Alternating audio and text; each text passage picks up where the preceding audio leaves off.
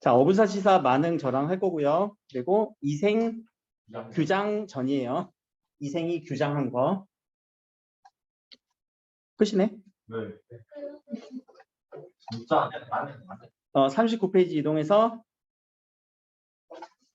여기 징검다리 유시전. 유시전. 원래 난소공도 제가 하려고 했거든요. 근데 난소공 안 들어간다고 하는데 이미 배운 반도 있다며. 난장이가 쏘아올린 난장이가 쏘아올린 작은 공 배운 사람 학교에서 아직 없어? 요 정도. 그러면 제가 담당을 해야 되는 부분이 고전하고 소설 중심이거든요. 그래서 오늘 이 고전 혹은 소설, 이 소설 때문에 여러분들한테 이 소설 읽기 방법을 OT 느낌으로 수업을 하려고 해요. 오늘 진도 나가는 거 아니고. 아까 오리엔테이션이 뭐라고? 환경 적응을. 여러분들 환경 적응을 위해서 소설 환경 적응을 위한 수업. 완전히 OT지. 이게 OT가 아니면 그래. 소설은 이렇게 읽어야 된다. 소설은 이런 걸 알아야 된다. 방향. 이런 거 모르면은 못 읽는다.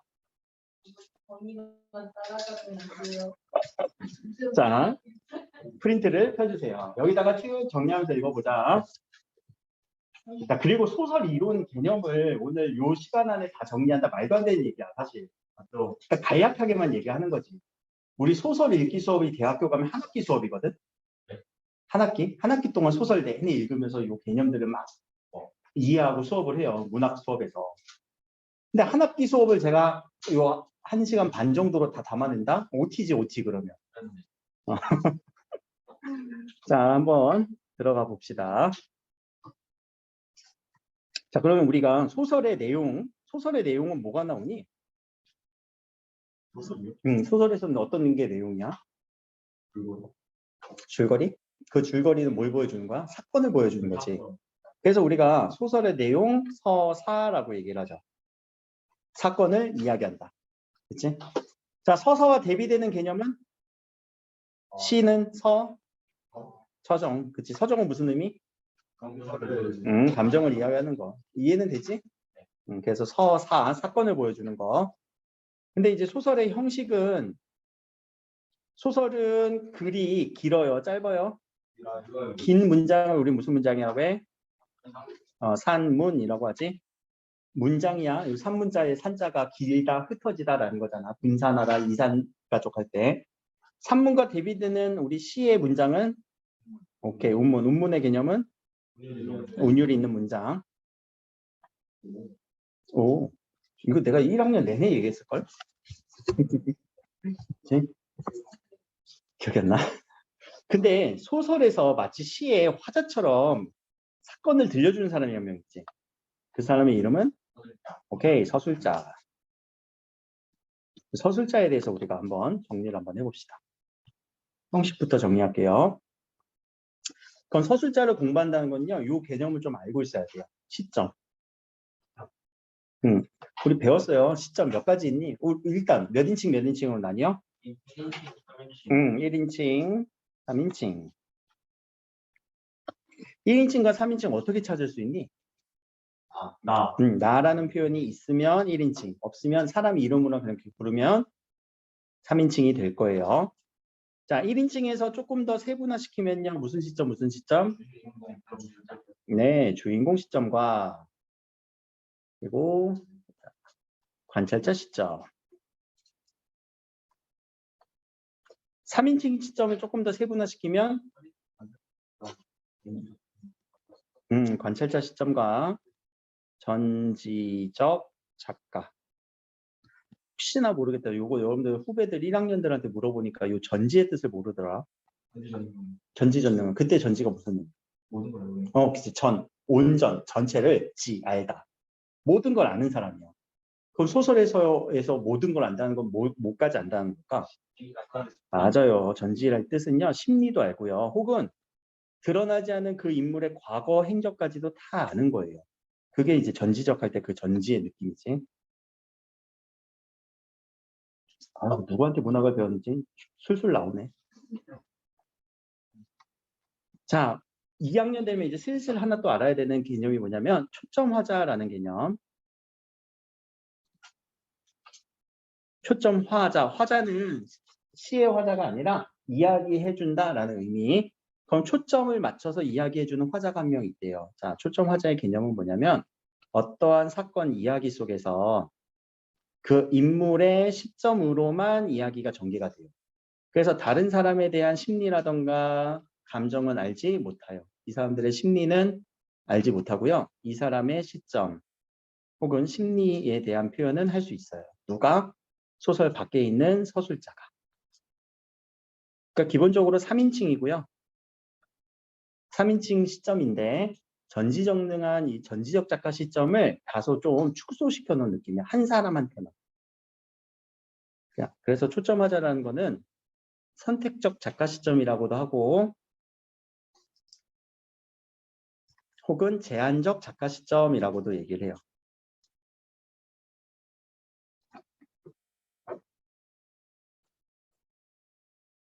이 초점하자가 나오는 소설들이 이제 심심치 않게 등장을 할 거거든요. 여러분들 이번 학기 이제 내내 문학을 배우잖아. 그래서 시점의 차이를 구분하는 거 이런 것들이 좀 중요한데, 자, 초점하자를 그럼 초점하자라고 이렇게 얘기를 하진 않고요. 보통 선택지에서 어떻게 물어보냐면 특정 인물의 시각에서 서술했다.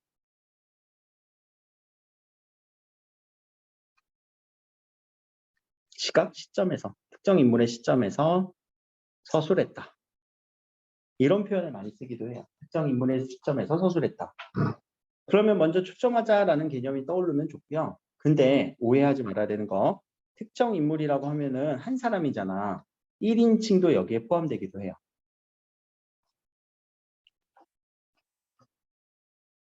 특정 인물 1인칭. 주인공 관찰자 다 1인칭으로 쓰면 그것도 특정 인물이지. 특별히 정한 한 사람의 인물의 시각에서. 이런 표현을 많이 쓸 때 특정 인물, 1인칭도 포함되는구나. 초점하자도 포함되는구나. 그렇죠? 이런 개념을 알고 계셔야 되고요. 주인공 시점과 관찰자 시점은 어떤 차이가 있니? 우리 1학년 때 배웠던 소설들 무슨 소설이 있었지? 황수관 아저씨 나오는 달밤도 있었고 또 고향 찾아가는 거. 백화. 산포 가는 길도 있었고. 그치? 고전 소설은 또 뭐 배웠지? 심청전. 그런 것도 배웠지. 그때 달밤이 관찰자 시점이었거든. 달밤 1인칭 나가 나왔었죠. 근데 누구에 대한 이야기를 중심적으로 그렸어? 황수관에 대한 이야기를 중점적으로 그렸었죠. 산포 가는 길은 몇 인칭 소설이었어? 3인칭이죠. 각자의 인물들의 생각대로 심리를 다 표현을 해줬지. 전지적 작가 시점이었고요. 자, 이런 시점들을 바탕으로 우리는 거리감이라고 하는 개념을 하나 또 공부할 건데, 거리감은 일단 이해를 한번 해봅시다. 자, 이해라는 거는 서술자 기준으로, 그리고 우리 독자, 소설의 인물, 이 삼각관계를 한번 그려볼 건데, 자, 요 이해만 하면 끝나요. 서술자가 인물에 대해서 너무나 잘 알아. 잘 알아. 그러면 서술자는 우리 독자한테 할 이야기가 많니? 정리. 오케이, 할 이야기가 많죠. 어떻게 알았어? 했지. 그러면 독자인 우리는 인물에 대해서 다 알고 싶어지니? 이미 다 알기 때문에 별로 관심이 없어지니? 관심이 없어. 왜? 이미 잘 아니까. 그래서 다가가려고 하지 않아요. 그럼 요거를 거리로 표현할게요. 자, 서술자가 인물에 대해서 잘 알아. 거리가 가까워, 멀어? 가깝다. 그럼 독자인 우리와도 거리가 가까워, 멀어? 가깝다. 그럼 독자인 우리는 인물한테 다가가려고 해, 안 다가가려고 해? 다가가지 않아요. 그럼 거리가 멀다. 이렇게 나타나는 시점 두 가지를 적어볼까? 무슨 시점, 무슨 시점? 그렇지. 1인칭 주인공 시점과 3인칭 전지적 작가 시점. 이 시점들이 거리가 가깝다, 멀다. 이런 느낌으로. 반대로 한번 해보자. 잘 몰라. 그래서 서술자와 인물이 서로 거리가 멀다. 그럼 서술자는 우리한테 할 얘기가 많어? 별로 할 얘기가 없지? 그래서 소설자와 독자의 거리도 멀다. 그러면 소설이 재밌니? 아니야. 더욱 우리는 소설의 흥미를 위해서 누구에게 가까워져? 그래서 가깝다. 라고 하는 개념. 이때는 1인칭, 3인칭 관찰자 시점들이 되겠죠.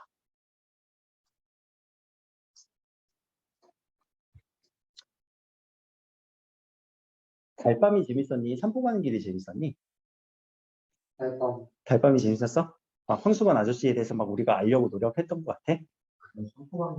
산보 가는 길이 재밌었어? 둘 다 재미없었어. 물론 이 시점의 차이가 재미 차이는 아니에요. 근데 황수건 아저씨를 막 우리가 이해하려고 노력을 했죠. 이 아저씨는 왜 이랬냐? 막 이러면서. 내가 이따 장면 하나 보여줄게요. 일단 우리 대화하는 부분에서 볼 건데 난 되게 황수관 아저씨가 알려고 노력했던 게 뭐냐면 이사 왔을 때 내가 이제 성북동으로 이사 오고 나서 황수관 아저씨 만났는데 황수관 아저씨가 와서 초면에 하는 말이 뭐냐면 집이 왜 이렇게 좁죠? 뭐야 이 아저씨? 이런 느낌 들잖아. 그치? 이제 그런 것들을 거리감으로 표현할 수도 있는데 사실 이 거리감에 대한 개념은요 문제화하기가 좀 힘들어요. 근데 이 거리감과 함께 나올 수 있는 부분이 뭐냐면 태도까지 서술자가 어떤 태도를 갖는지 이 태도에 대해서는 좀 물어볼 수 있어요. 자, 그 태도를 조금 더 유형화시키면요. 먼저 우호적 태도가 나올 수 있고요.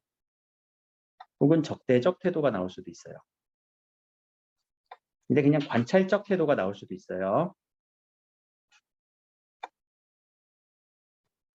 근데 이거는 시점과 직접적으로 연결되지는 않고 그 서술하는 서술자의 그 시점 관점들이 따뜻한 눈으로 바라보는지 혹은 적대적으로 바라보는지 객관적은 근데 3인칭 관찰자는 관찰적으로만 보겠지. 이건 3인칭 관찰자 정도는 관찰적으로 볼 수 있을 것 같아. 3인칭 관찰자.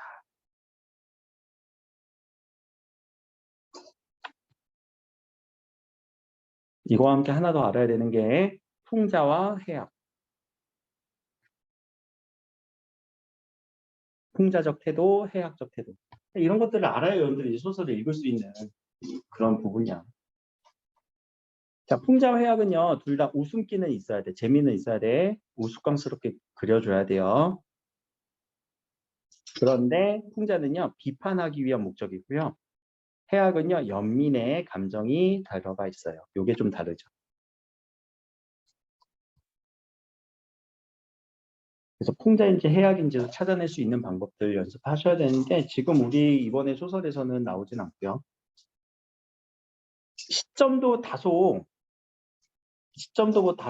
뭐 그렇게 복잡하진 않아요. 이번에 우리 시험에서. 그럼 시점을 한번 보고 옵시다. 우리 교재에서 오늘 나눠드린 교재에서 자 39페이지부터가 증검날이니까 자 39페이지 유능길의 날개 또는 수갑을 보면서 자 요거 시점이 뭔지 한번 적어볼까? 여기다가 간략하게 가 39페이지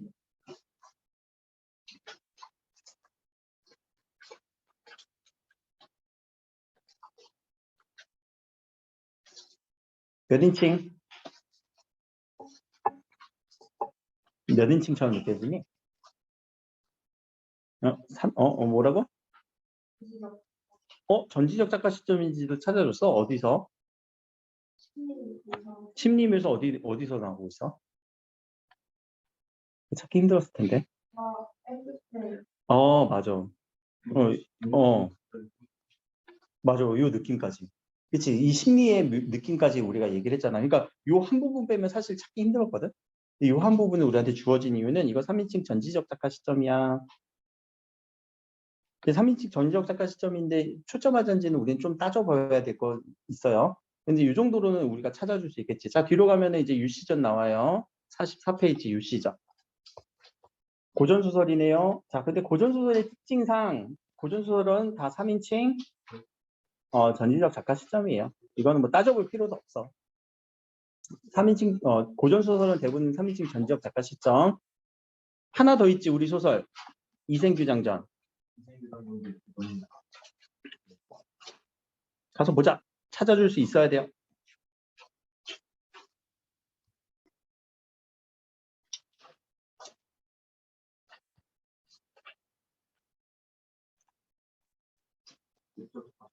어디서 전지적 작가 시점이라는 걸 알 수 있어?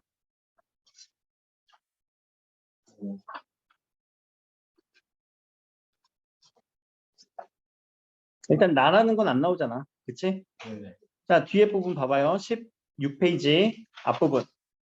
이생은 슬픈 마음을 억누를 길이 없었어 라는 이 심리까지도 얘기해주고 있지. 그럼 전지적 작가 시점. 자, 이렇게 찾아줄 수 있겠니? 요 시점 찾아주는 게 실력 중에 하나예요. 모의고사에서도 많이 적용되는 실력이고, 시점이 뭔지 그 시점에 대해서 물어보는 문제들이 꼭 한 문제씩 나오잖아. 서술 방식, 서술상의 특징 이런 것들.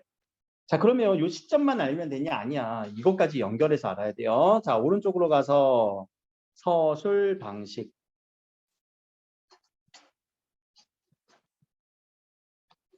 시점만 물어보지 않고요. 이 서술자의 서술하는 방법, 방식에 대해서도 얘기를 해요. 그럼 이 서술자의 서술 방식은 어떤 식으로 이야기가 쭉 전개가 되냐면 크게 보면 세 가지: 대화, 묘사, 그리고 서술자가 이야기하는 서술.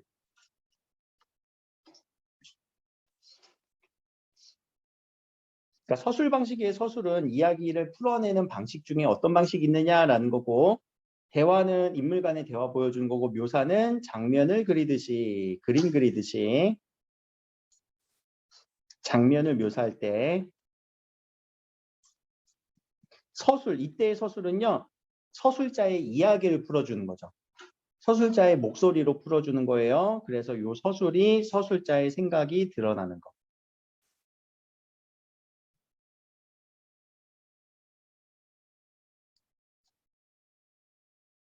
서술자의 생각이 직접적으로 표현되는 부분들. 그러니까 서술자의 생각은 뭐 느낀 감정이라고 하는 것보다 서술자의 생각을 직접적으로 이렇게 전달하는 거. 그러니까 서술자의 이야기라고 생각을 하면 돼요. 그럼 인물의 대화는요? 서술자의 이야기인가? 아니지. 인물, 소설 안에서 이야기 전개가 되는 그 사건의 당사자인 인물들의 생각이죠. 그럼 이건 서술자의 생각은 아닐 거예요. 그러면 서술자의 생각을 직접 표현하는 게 이야기니까. 어떤 거?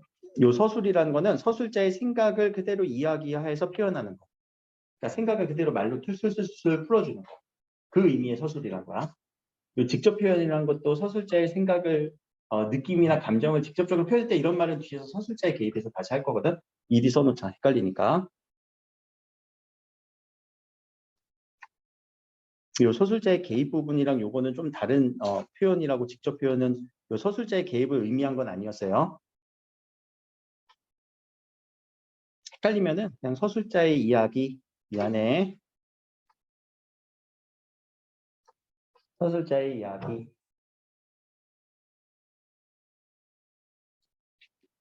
이렇게만 적어두고. 자, 그러면 이 대화를 보여줄 때는 여러분들 주의해야 되는 거, 서술자의 생각이 직접적으로 또는 서술자의 생각을 또는 이야기를 우리한테 풀어준 게 아니기 때문에 이거는 서술자의 의도를 파악해야 돼요. 그러면서 읽어줘야 돼. 대화를 읽어줄 때는.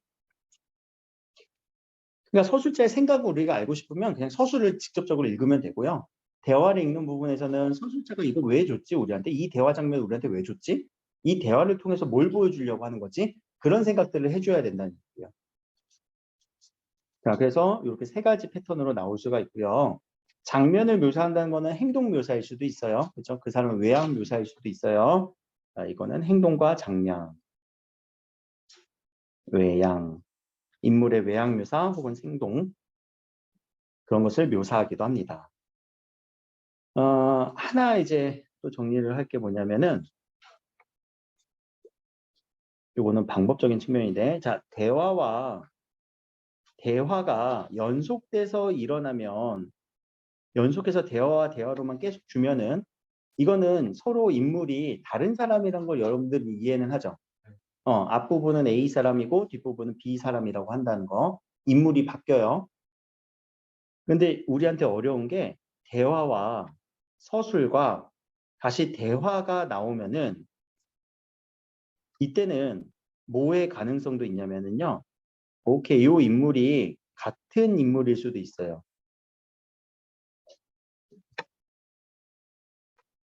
그걸 한번 찾아보자. 어디에서? 달밤에서.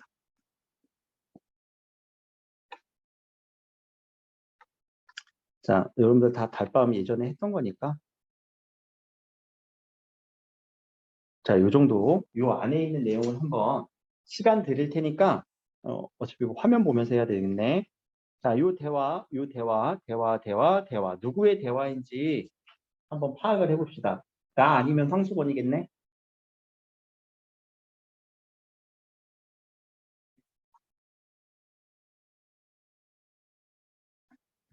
파악됐니? 자, 이대기 문안서라고 하는 건 누구의 말? 황수건. 그리고 나서 뭐가 들어갔어요? 서술자의 서술이 들어갔죠. 그 다음에 이어지는 거는 황수건이 또 얘기하고 있죠. 같은 인물이 얘기한 거예요. 서술자의 서술이 들어가니까. 그러고 나서 중간에 뭐가 들어갔어요? 서술자의 서술이 들어갔지. 그 다음에 이어지는 말은 나, 오케이. 자, 이렇게 서술자의 서술이 들어가도 대화 상대가 바뀌기도 하고 유지가 되기도 하고.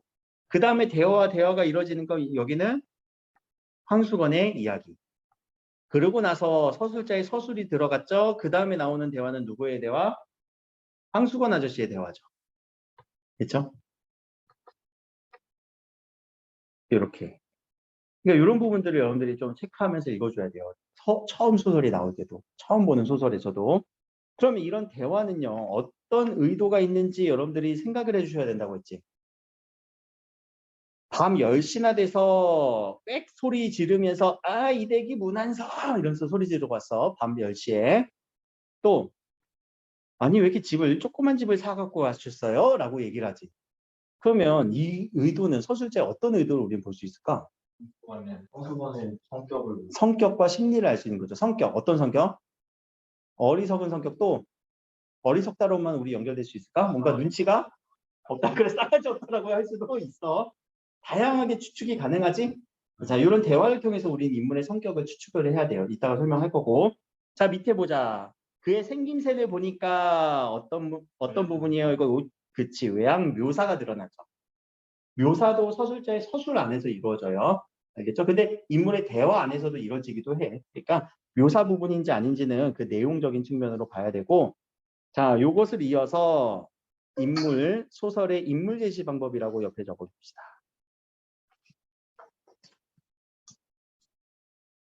소설을 읽는다는 거는 줄거리 파악하고 끝내는 게 아니에요. 절대 이제. 그럼 소설에서는 어떻게 인물을 제시할 수 있느냐? 자, 요 대화 묘사를 통해서 간접 제시 방법이 쓰일 수도 있어요.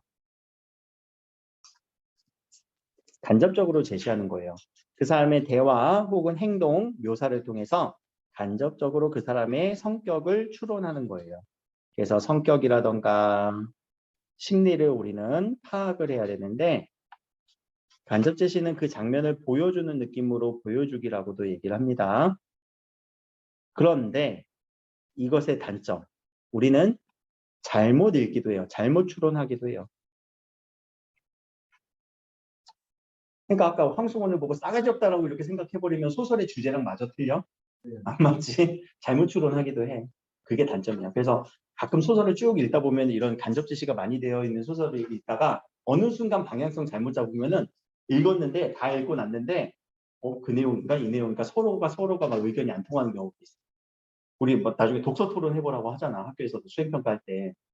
인물이 이런 사람이었어? 나는 이렇게 안 느꼈는데? 이런 느낌들이 간접 제시가 된 부분들을 잘못 처리해서 그래요. 자, 서술자의 서술이 직접 제시되는 경우도 있죠. 이거는 말하기.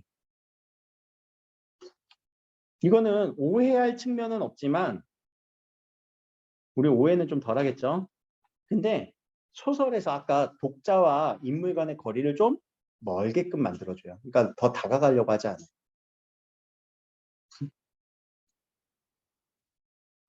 근데 뭐가 간접 제시고 뭐가 뭐 직접 제시냐면은 여러분들 저 어떻게 느껴요? 내 성격 어떤 것 같아? 응? 선해? 직접 제시. 선생님은 선하다. 근데 선생님은 선생님이 중간에 막 학생들한테 칭찬을 많이 해줘요. 나는 뭘 제시했어? 행동을 제시했지. 그러면 칭찬을 많이 해줬다는 거는 뭘로 연결돼? 저 사람의 성격이 선하다 혹은 착하다. 이런 식으로 한 번 더 추론을 해야 되죠. 그런 행동을 통해서 외양 묘사를 통해서 혹은 대화를 통해서 한 번 더 성격을 추출하고 심리를 이해해야 되는 거예요. 그래서 간접 제시가 좀 읽기가 힘들어요. 항상 그래서 대화를 읽을 때 정말 집중해서 읽어줘야 돼요. 이 대화의 의도가 무엇인지. 자, 서술자의 서술을 조금 더 심화시킵시다. 서술자의 개입. 그럼 한번 보자. 서술자라는 거는 개입이란 단어가 뭐야? 개입. 개입했다. 들어오다.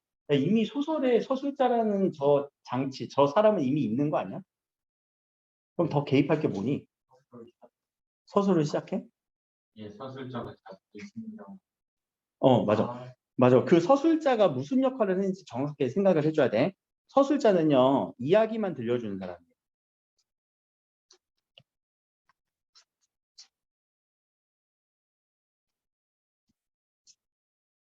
그럼 이제 선생님의 이야기는, 나 이제 할머니한테 옛날 이야기 듣는 거 되게 좋아했거든? 지금은 이제 외할머니만 살아계시지만, 여러분들도 뭐 옛날 이야기 들어본 적이 있니? 할머니나 어르신들한테? 지금 내가 어떤 얘기를 들었냐면, 막 나는 이제 나중에 대학생 되고 성인이 돼서도 할머니들이 겪었던 그 6.25 사건에 대해서 야, 그보다도 현실적으로 이야기를 들어보는 경험이 없을 거 아니야. 그치? 책으로 보는 거랑 영상으로 보는 거랑 경험담을 듣는다는 건 좀 더 빨려 들어가잖아. 그럼 그 당시에 이제 서술자는 우리 할머니야. 그럼 우리 할머니가 이야기만 들려주면 이렇게 이야기를 들려줘야 된다? 6월 25일 날 북한군이 쳐들어왔어. 서울이 점령됐고 나중에 낙동강까지 후퇴했어. 근데 다시 반격을 해서 신의주까지 공격을 했고 나중에 휴전이 됐어. 이러면 이야기만 들려준 거지. 근데 할머니가 그렇게 들려줬을까 나한테? 아, 이런 우라질 것들이, 개놈의 새끼들이 갑자기 야밤에 그렇게 쳐들어왔어. 완전히 아비규환이었고 진짜 이런 나쁜 놈들이 그런 사람을 그렇게 막대했더라 이 썩을 것들 이라고 표현을 한단 말이야. 인용을 한 거예요 지금 할머니의 말을. 그러면 그 서술자가 어떤 식으로 개입을 했냐면 그래 인물에 대해 평가를 해봤지. 인물에 대한 평가.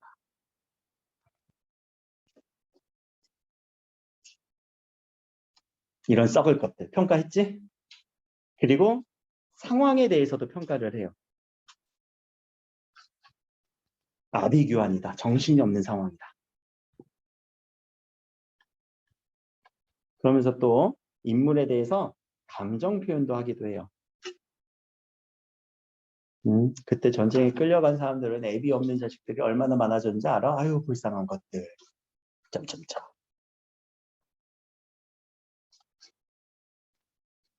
갑자기 할머니가 보고 싶네. 자, 이런 이야기만 들려주는 거에서 선을 살짝 넘은 느낌이지?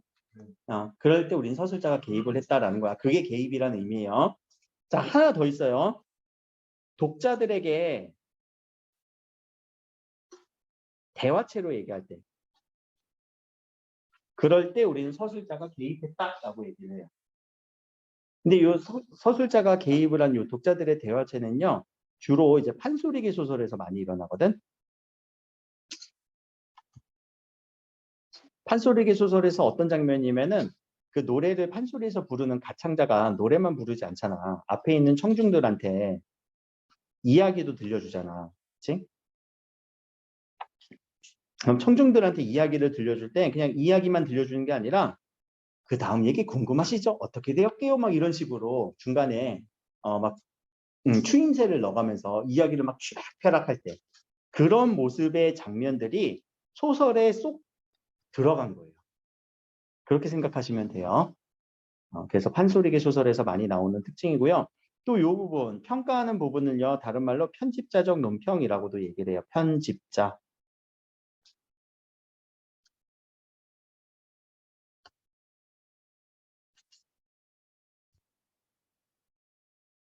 논평하는 거예요. 평가하는 거예요. 편집자, 에디터의 느낌으로.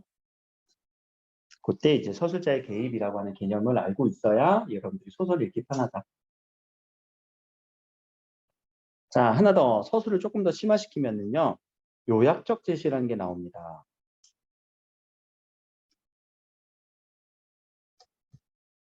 물론 대화 속에서도 요약적 제시가 드러날 수는 있지만 보통 이제 서술자가 서술을 해줘요. 어떤 장면을 혹은 시간을 혹은 사건을 요약하면서 제시를 해줘요. 그러니까 긴 시간이에요. 긴 시간에 대한 얘기를 그냥 뭐 했고 뭐 했고 뭐 했다라고 이렇게 간략하게 제시를 해요.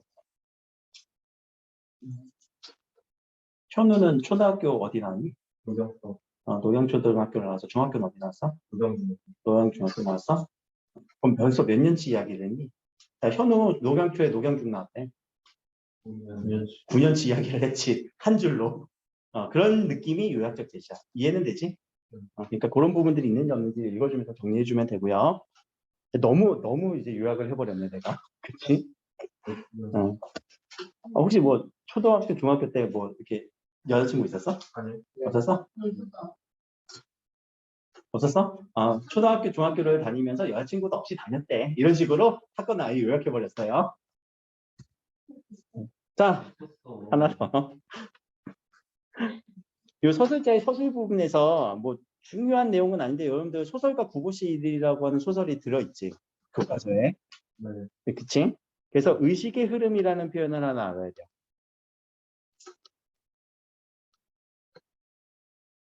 의식의 흐름. 야, 의식의 흐름을 일상생활에서도 막 쓰지 않니? 주로 근데 언제 써? 의식의 흐름을 긍정적으로 써? 부정적으로 써? 야, 의식의 흐름대로 얘기하지 마. 근데 여러분들 수행평가할 때 의식의 흐름대로 쓰고 있지. 그러면 의식의 흐름은요, 소설에서 뭘 얘기하고 싶은 거냐면 비합리성을 얘기하고 싶은 장치예요. 요거는 왜 이야기가 나온지만 듣고 넘어가도 괜찮아요. 그러니까 의식의 흐름은 우리가 부정적으로 많이 쓰잖아. 비합리적으로 얘기하지 마라. 좀 이렇게 좀 합리적으로 혹은 인과성이 좀 잘 드러나게끔 이야기를 해라라고 얘기를 하는 거잖아. 근데 이 의식의 흐름은 1920년대 합리주의가 너무 많이 발달했거든, 이때부터. 합리주의가 발달하다 보니까 그것에 대한 반발 심리, 그것에 대한 반발로 의식의 흐름을 강조하게 돼요. 그럼 왜 의식의 흐름을 강조하냐면 이 비합리성을 가진 인간이라는 거지. 인간은 합리적이지 않아. 생각을 한번 해봐. 여러분들이 언제부터 합리성을 따지면서 살았을까?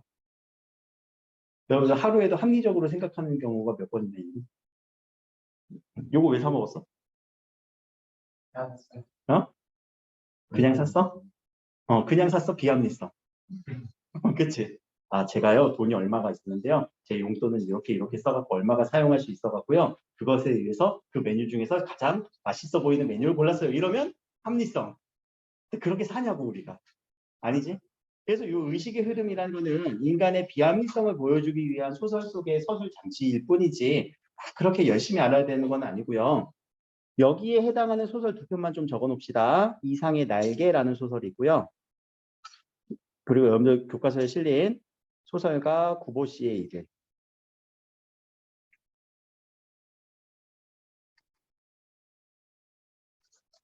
그러니까 소설의 서술 자체가 의식의 흐름대로 이렇게 비합리적으로 쭉 있다 보니까 재미가 없어요. 제 느낌이에요. 이건 서술자의 개입으로 제가 선생님의 개입을 해서 평가한 거예요. 재미가 없어. 너무 인간관계가 없어. 그냥 뚝뚝 끊겨. 막 우리가 재밌어질 만하면 갑자기 딴 얘기하고. 막 그런 느낌이야. 그래서 이제 그런 부분이다라고 이해만 하고 넘어갔어요. 이번에 뭐 나오진 않을 거니까. 근데 이 서술자의 개입은 이번에 나와요. 이번 시험 범위에 나온다는 얘기야. 찾아줘야 되겠지? 나중에. 자, 그 외에도 우리 소설에서 여러 가지 표현 방식도 쓰이는데, 자, 표현 방식은 시에서 많이 공부를 했기 때문에 따로 크게 언급은 안 할 거고 주요한 몇 가지만 합시다. 비유법이 많이 쓰이죠. 비유법 아니면 무슨 법과 무슨 법이 있니? 지규법과 은유법. 요 지규법과 은유법 구분하는 방법 알아? 이해되니? 분량처럼 가치가 지규법. A는 B다. 그럼 내가 이거 예전에도 얘기했는데, 자, A는 B다라고 하면 이게 더 지유 같지 않냐? 야, 이건 이거야. 그치? 나만 드는 의문 아니지? 어? 그러면은 자, A는 B다라고 쓰이는 대표적인 표현이 내 마음은 알긴 잘 알아. 그치? 그럼 이게 왜 은유야? 자, 내 마음과 호수는 그러면 어떤 부분에서 연결된 거야? 넓어? 아닌데? 응? 어? 고요하다? 아닌데? 그죠? 넓다? 또 맑아서? 그럼 노를 젓는 거는 그대가 노를 져서 내 마음의 호수를 넓다라는 건가? 얕을 수도 있잖아. 깊을 수도 있고. 넓은 건 다가오고. 그래, 넓은 거 다가오기도 힘들고. 얘들아, 어떠한 딱 포인트가 잡혀요? 안 잡혀요? 안 잡히지. 그래서 은근히 비유했다는 거. 표현은 A는 B다라고 해서 뭔가 정의 내리는 느낌이지만 아니야. 그 안에 있는 속성을 은근히 연결시킨 거야. 우리는 약간의 추론이 필요해요. 근데 우리 백석의 여승 같은 경우는 뭐 그 딸아이의 울음소리가 가을밤처럼 차다. 울음소리가 가을밤처럼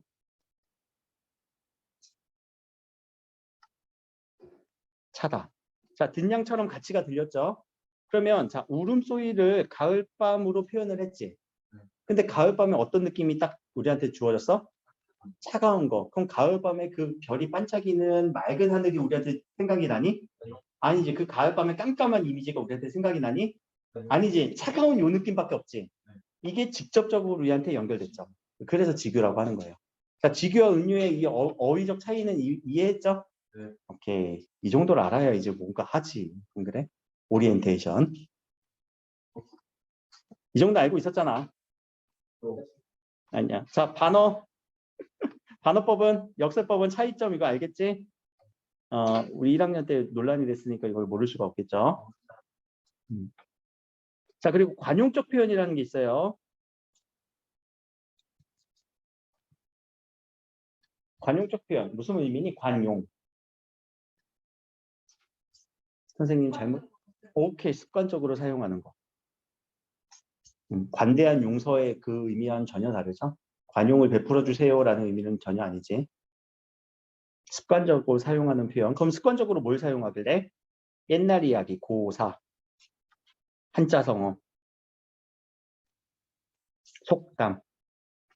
그래서 가끔 우리 소설 문제 할 때 이런 한자성어라던가 고사 인용, 속담 이런 것들 연결되는 문제가 가끔 나오는 게 이걸 물어보기 위한 거예요. 소설의 어떤 장면을 우리가 관용적으로 표현을 해봐라. 이것 때문에 힘든 거고. 아, 하나 더. 얘들아, 역설이라는 거는 이때는 모순의 느낌이지. 우리 선생님이 지금 역설을 역설하였다라고 할 때 역설, 뒤에 있는 역설은 강조하다라는 의미의 역설이 서로 동음의어가 하나 있어요. 그것까지는 이해하실 것 같고. 자, 여기까지가 이제 서술적인 측면에서는 소설의 형식에서 나올 수 있는 개념들의 전체. 물론 몇 개 빠진 것도 있겠지만.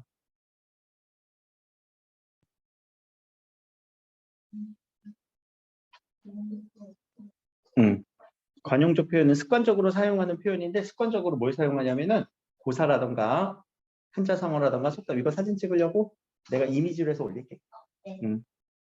클래스룸 하나 만들 거거든요. 이번 학기도. 클래스룸에다가 강의랑 이 자료랑 같이 올릴게요. 그래서 매번 수업은 거기다 올릴 테니까 거기서 복습하시면 돼요. 자, 이렇게 서술자의 이제 서술을 통해서 여러 가지 개념들인데 사실 이게 한 문제야. 혹은 두 문제. 소설에서 나올 수 있는 한 문제를 다 때려 넣을 수도 있고 혹은 뭐 서술 방식만 딱 띄어내서 또 한 문제 더 만들 수도 있고. 자, 그럼 결국 이 서술을 통해서 뭘 보여주는 거냐면은요. 우리는 그 소설의 장면을 읽어야 돼요. 장면. 그래서 1학년 때 내가 막 장면 끊어와라 라고 얘기를 했던 기억들도 있을 거예요. 그럼 그 장면을 읽는다는 거는요. 소설 구성의 3요소를 읽으라는 얘기거든요. 기억나나? 소설 구성의 3요소. 인물, 사건. 오케이. 그럼 인물을 읽어야 된다. 인물의 뭘 읽어요? 심리랑 성격. 그다음 성격, 심리를 우리는 읽어주는데 초점을 맞춰야 되고요. 혹은 인물의 그 성격이 평면적이다라고 얘기도 해요. 평면적 인물이다. 오케이, 입체적 인물이다. 무슨 의미니? 안 바뀌어. 입체적 인물은 나빴던 놈이 나중에 착해질 때 그런 식으로 이제 평면적 입체적 인물을 얘기하는데 거의 드러나진 않아요. 자, 전형적 인물, 개성적 인물 두 번째는.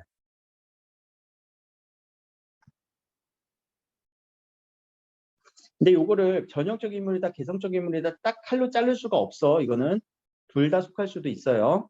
그럼 전형이란 거는 무슨 의미입니까? 전형적이다. 대표하는 인물이다. 대표적 인물형. 그 시대에서 대표하는 그 대표적 인물이다. 개성적 인물이라는 건요. 유니크, 독특하다. 황수건을 한번 데려와 볼까? 우리 황수건 아저씨는 개성적 인물이지. 왜? 못난이고 되게 이상한 아저씨 보고 왔잖아. 근데 알고 보면 전형적 인물이다. 조선시대에 살았던 하층민을 대표하는 인물. 그러니까 둘 다 해당할 수 있다라는 얘기. 알겠죠? 그러니까 뭐 너무 딱 둘 중에 하나만 들어가요. 이런 얘기를 생각 안 해주면 좋겠고요. 자, 주동인물과 반동인물로 또 나뉘기도 해요. 자, 주동인물은 주인공. 반동인물은 띠용 하는 그 반동, 그 느낌의 사건 일으키는. 빌런이 악당이지. 맞아. 주동과 반동은요, 서로 갈등을 일으키는 존재. 주인공에게 갈등을 일으키는 존재를 반동인물이라고 하고, 네, 요새 빌런이란 말이 더 맞겠다. 근데 빌런이 주인공이 되는 경우도 있잖아. 영화 조커. 그 안에서도 갈등을 일으키는 존재 있니? 그럼 걔가 반동인물이야. 그래, 그럼 지 스스로 갈등을 일으키는 거, 자기 스스로 갈등을 일으킨 거, 우리 사건을 보는 게 갈등을 보는 거거든? 그럼 지 스스로 갈등을 일으킨대. 무슨 갈등? 오케이, 내적 갈등. 매일같이 갈등하잖아. 아, 오늘 학원 올까? 그냥 온라인으로 본다고 할까? 외적 갈등도 있죠? 인물과 인물 간의 갈등. 시대와의 갈등. 운명 간의 갈등. 근데 이것도 뭐 딱 자르지는 않았으면 좋겠어. 다 같이 복합적으로 이어지기도 해요. 요 시대와의 갈등 같은 경우가 요 황수관 아저씨 보면은 달밤에서 황수관 아저씨가 시대와 갈등을 일으키는 거예요. 왜? 시대에 적응을 못하고 있지. 못난이로서 그려지면서 시대에 적응하지 못하는 인물로 뭐 시대 혹은 사회 제도라고도 볼 수 있어요.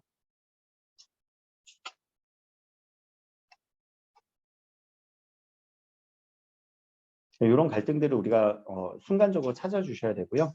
특히 인물 간의 갈등이 드러날 때는요. 인물 관계도 꼭 그려주세요. 인물 관계도 그리면서 소설을 읽는 연습은 꼭 하셔야 되고 자, 배경에서는 뭐가 드러나냐? 시간적 배경, 공간적 배경 혹은 그 사람의 심리적 배경 다 배경 처리하면 돼. 인물 사건 배경에서 이 배경은요. 서술자의 서술, 대화, 묘사가 아니면 다 배경으로 보면 돼요. 그래서 심리적으로 지금 뭔가 슬픈 분위기가 있어 다 배경. 즐거운 뭐 분위기가 느껴 다 배경. 그래서 배경을 읽는다는 건요. 결국 그것에 대한 효과라던가 기능을 읽어줘야 돼요. 배경이 갖는 효과 혹은 기능. 그러면은 자 배경의 효과 기능은요. 사실성을 높여주기도 해요. 제가 이제 소설을 쓰는데 때는 2022년 녹양동에서의 일어난 일이다 하고 소설 앞부분에 내가 배경을 주면 여러분들 집중이 되겠지. 여러분들한테는. 네. 녹양동 이야기라고? 사실성을 부여한 거죠. 또 사건의 개연성을 일으키기도 해요. 사건에 뭔가 말이 그럴듯한 때는 오미크론의 확진자가 늘어나고 있었고 개연성이 높아지고 있지. 분위기도 형성해줘요. 학생들이 콜록이기 시작했다. 좋은 분위기는 아니잖아. 심리. 그 어떤 것을 암시해주기도 하죠. 암시는 복선의 느낌도 있어요. 그럼 이 소설, 선생님이 쓰는 이 소설은 뭔가 코로나에 대한 얘기인가? 그러면서 주제를 부각하기도 합니다. 그런 가운데 코로나를 종식시킬 수 있는 방법이 나왔으니 이런 식으로 막 소설이 일어나면 주제를 더 부각해 주지. 배경은 되게 처참한 환경이지만 코로나를 종식할 수 있는 소설이 되게 재미없겠다. 아무튼 그런 느낌이라고. 응? 클리셰야. 자, 그러면 이 인물 사건 배경을 읽을 때 또 뭐까지 생각을 해줘야 되면 각각에 쓰이는 소재, 이 소재의 연관성. 배경에도 소재가 연결될 수 있죠. 인물에도 소재가 연결될 수 있어요. 인물이 자주 쓰는 뭐 도구, 사건, 뭐 소재, 그리고 사건에서 갈등을 일으키는 소재. 그럼 이 소재를 읽는다는 건요. 소재가 갖는 소재의 의미와 기능, 그 역할, 무슨 역할을 하느냐. 이런 것들을 좀 따져줘야 돼요. 갈등을 일으키기도 하죠. 어떤 소재가. 혹은 화해를 시키기도 해요. 화해라는 건 갈등이 낮아지기도 하는 거예요. 다른 사건을 일으키는 단서가 되기도 해요.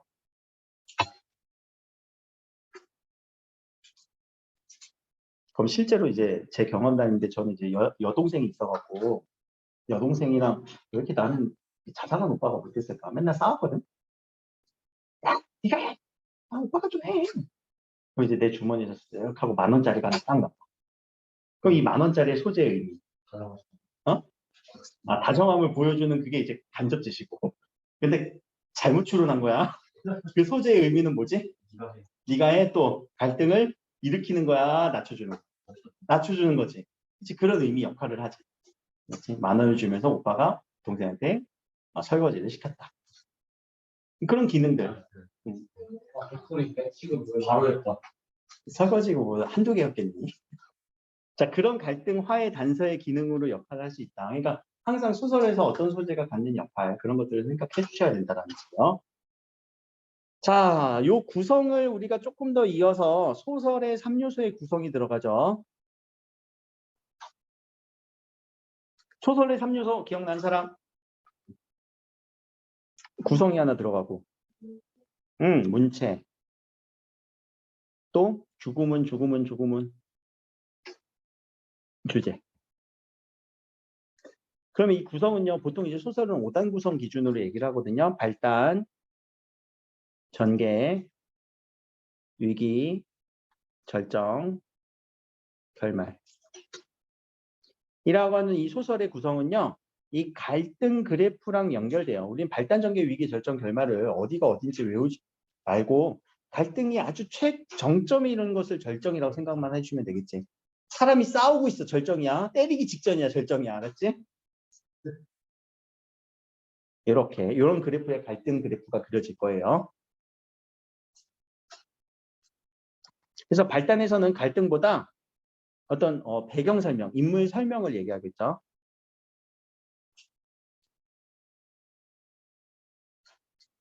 전개부터는 이제 사건이 좀 일어나요.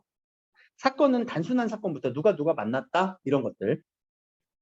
위기는요 이제 갈등이 좀 올라갈 거고요. 절정은 확실하게 이제 막 싸우는 장면, 싸우기 직전 혹은 큰일 났어. 아주 이머전시한 상황이야. 그런데 이 안에서 장면은 한 장면으로만 우리한테 발단이 제시될까? 아니야. 여러 가지 장면이 쌓일 수도 있어요. 전개 역시도 뭐 2장면, 3장면이 쌓이면서 우리한테 전개가 구성될 수도 있어요. 위기도 마찬가지지. 한 장면으로만 위기를 주진 않아.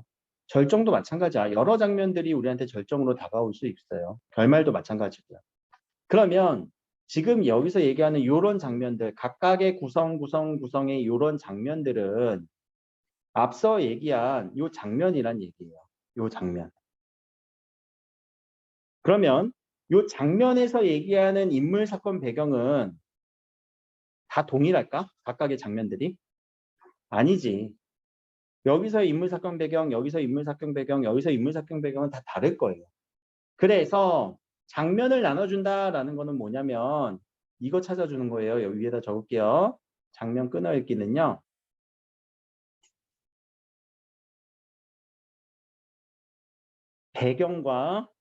배경이 달라지는 거,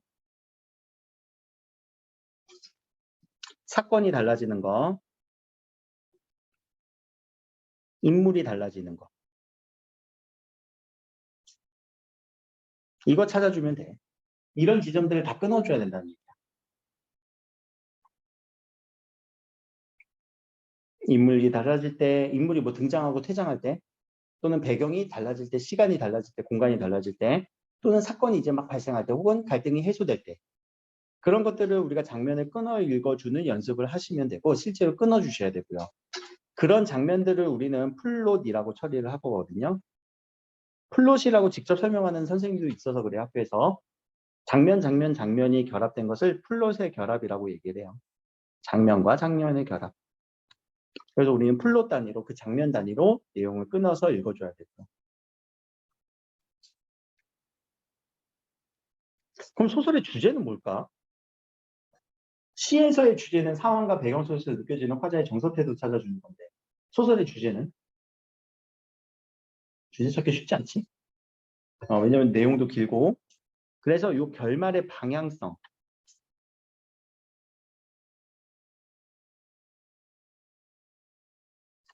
이것이 주제와의 연관성이 높아져요. 결말이 어떤 식으로 끝나는지. 산포 가는 길에서 그 고향을 찾아갔던 그 아저씨가 고향에 갔는데 와 이건 상점벽이야 라고 하면서 허탈감을 느꼈잖아. 근데 갔는데 고향이 개발이 되면서 마침 그 아저씨 이름으로 있었던 땅에 건물이 올라가고 건물주가 됐어. 마지막에. 그러면은 소설의 결말이 어떻게 돼? 해피엔딩이지. 완전히 달라지지. 일단 그 결말의 방향성 때문에 주제가 완전히 바뀌기도 해요. 그치? 그러니까 그런 주제의 방향성을 우리가 찾아줘야 된다. 근데 요거는 여러분들이 명확하게 쓰기보다 어떤 느낌으로 끝나는지 봐야 되고요. 내신일 때는 그 주제의 결말성, 주제까지도 우린 정리를 해줘야 되지만 보통 보기에서 줘요. 모의고사에서. 모의고사에서는 보기로 줄 수밖에 없어. 결말을 우리한테 다 주지는 않을 거니까. 혹은 결말만 주더라도 앞에 어떤 내용인지 모르잖아. 그러니까 항상 보기로 주게 되어 있어요. 결말을 물어본 주제를 물어볼 거면. 문체는 몇 가지 표현만 좀 적고 이제 구성 조금만 더 자세히 얘기하고 마무리할게요. 자, 문체는요. 부어체가 나타날 수도 있고요. 문어체가 쓰이기도 합니다. 문어체는요. 문장을 정직하게 쓰는 거.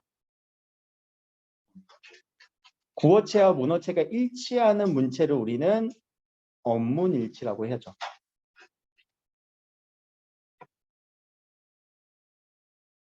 그리고 토속어를 많이 쓰기도 하고 방언을 많이 쓰기도 합니다.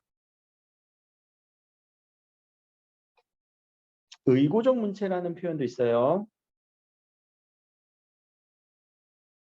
여러분은 광동고니까 광동고적 문체인가? 요 의고라는 건요. 옛날스럽다라는 의미예요. 예스러운 문체.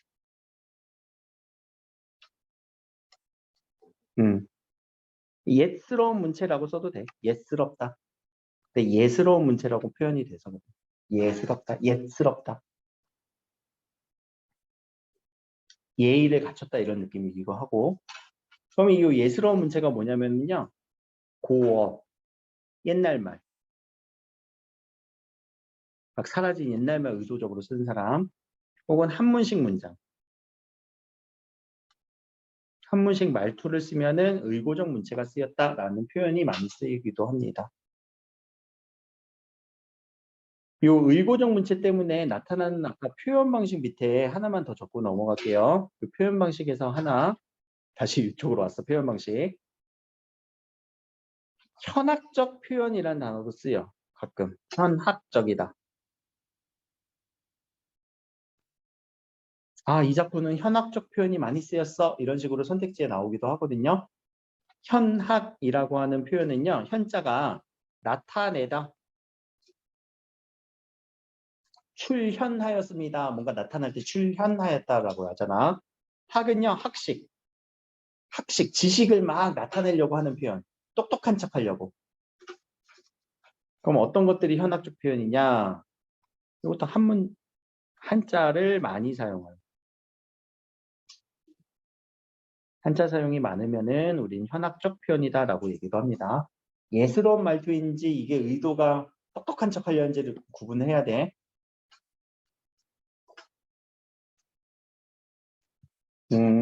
자, 여기 있는 구성을 조금 더 자세하게 이제 조금 심화시킬 거예요.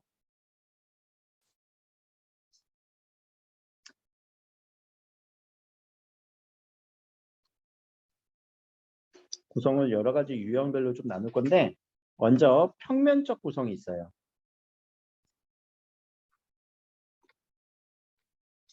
뭐가 평면이란 얘기냐면 시간의 순서가. 그래서 순행적을 나타낼 때.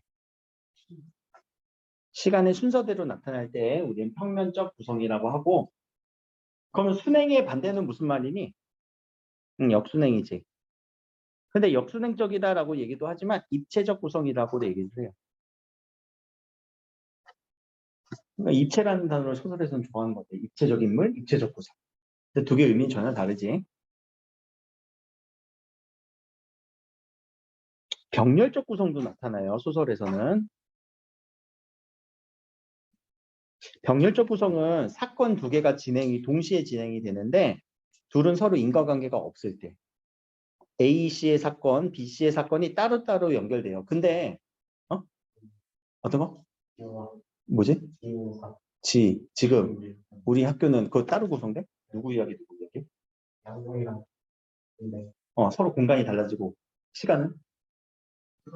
시간 근데 서로 만나 안 만나? 끝에는 마지막에 만나지.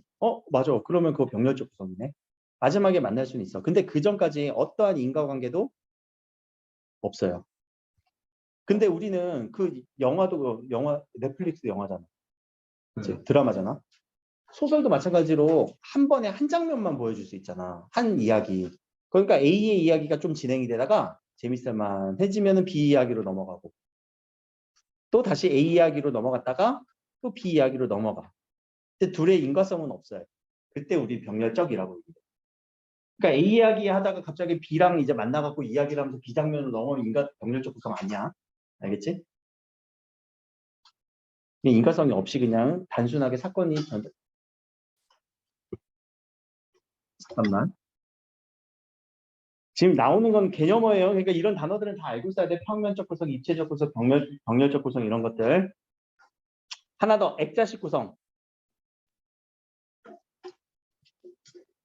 액자식 구성은 액자의 프레임 그리고 안에 있는 이야기가 서로 외화와 내화 이런 식으로 나뉘지. 외화, 겉의 이야기, 내화, 안의 이야기. 한번 상황을 보자. 자, 내가 아까 할머니를 만났어. 내가 소설을 쓰는 서술자야. 이야기해주는. 그럼 내가 만나서 할머니를 만나는데 할머니가 자신의 옛날 이야기를 해주지. 과거 이야기, 그 6.25 이야기를 해줘요. 그러면은 액자식 구성 맞니? 과거 이야기하니까 역순행적 구성 아니야? 그 이야기를 듣는 이야기에 비디오에 이야기 맞아. 내가 이야기하는 속에 할머니가 자신의 이야기를 다른 이야기를 하고 있지. 서술자가 동일해요? 달라요? 오케이. 서술자가 일치하지 않아요. 그래야 우리는 액자식 구성이라고 해야 돼요. 입체적 구성은 역수행적 구성은 뭐야? 내가 이야기를 하는데 내 어린 시절 얘기하는 거. 나 아까 여동생이랑 뭐 갈등 일으켰던 이야기. 과거 이야기지. 그러면은 역수행적 구성이에요. 이건 서술자가 일치해요.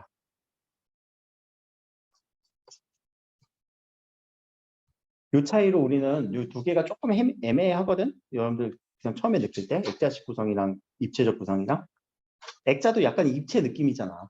그치? 이렇게 우리는 좀 더 개념을 명확하게 찾아주면 좋다라는 거.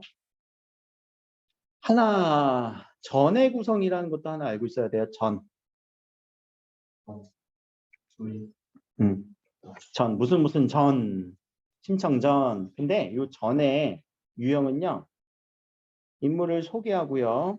그 인물에 대한 행적을 얘기하는데 그 행적 플러스 평가까지 서술자가 개입해서 그것에 대한 평가까지 일으키면은 전이라고 하는 그런 구성으로 볼 수 있어요.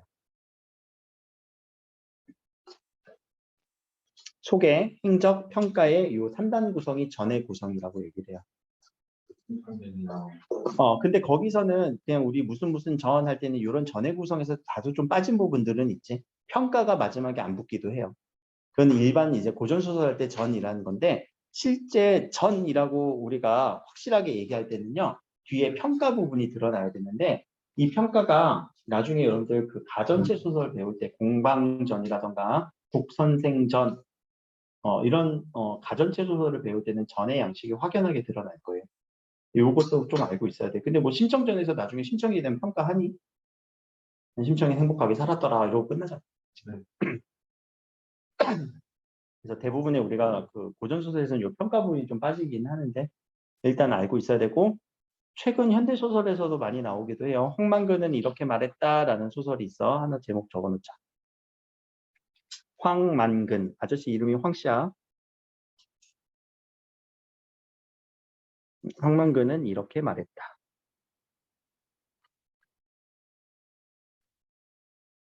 이런 현대소설이에요. 이거는.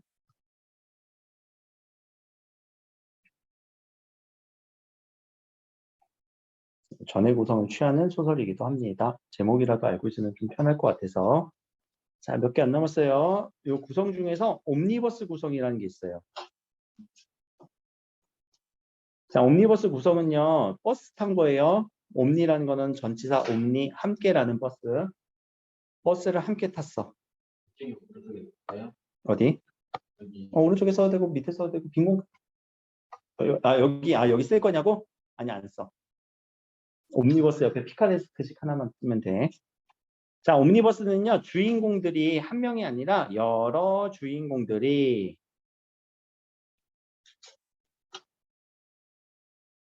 같은 주제를 가지고 이야기가 주제 방향으로 같이 이어질 때 그걸 옴니버스 구성이라고 얘기를 해요. 근데 이 부분이 이번에도 중요해요. 그리고 다음번에 난장이가 쏘아올린 작은 공도 여기에 옴니버스 구성이기도 해서 그래. 작품 난장이가 쏘아올린 작은 공. 이게 옴니버스예요? 근데 이 난장이가 쏘아올린 작은 공이 왜 옴니버스냐면 소설의 대표 제목이 난소공이기도 하지만 그 안에 13편의 소설이 또 들어있거든. 그 중에 네 번째 소설이 난소공이야. 또. 난소공의 난소공. 그럼 다른 데는 난소공의 메비우스티, 난소공의 칼날 이런 식으로 제목이 좀 바뀌거든. 그러면 각각의 소설 13편의 소설은요. 인물들의 주인공 시점들이 달라져요. 주인공들이 달라져요. 어디는 옆집 아줌마 이야기, 어디는 아들의 이야기, 어디는 아빠의 이야기 이런 식으로. 그리고 이번에 배우는 금오신화. 금오신화는 5개의 신비한 이야기거든. 신화. 5개의 신비한 이야기. 근데 그 5개의 신비한 이야기 중에 하나가 이생규장전.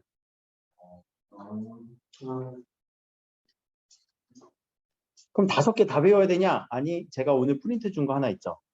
만복사 족보기. 그것까지만 읽어보세요. 만복사 족보기의 주인공과 이생규장전의 이생이라는 주인공은 서로 다른 주인공인데 신비한 이야기로 주제는 비슷해요. 한번 읽어봐. 만복사 족보기는 제가 수업은 따로 안 할 건데 그 내용을 정리하긴 할 거예요. 다음 시간까지 읽어봐야 돼.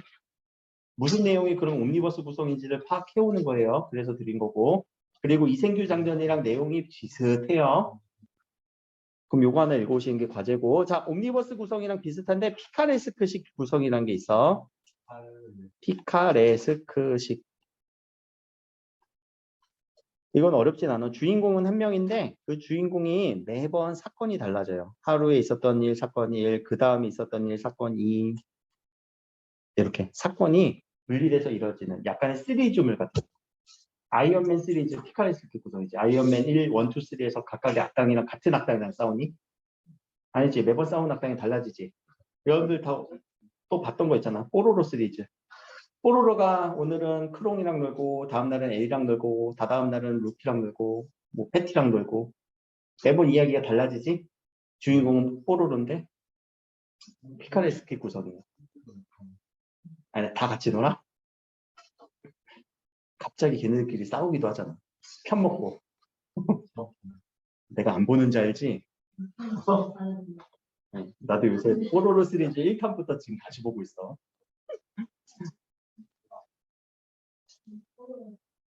자, 요 정도가 우리 알고 있어야 되는 소설의 OT야, 얘들아. 와, 이게 OT? 이게 OT.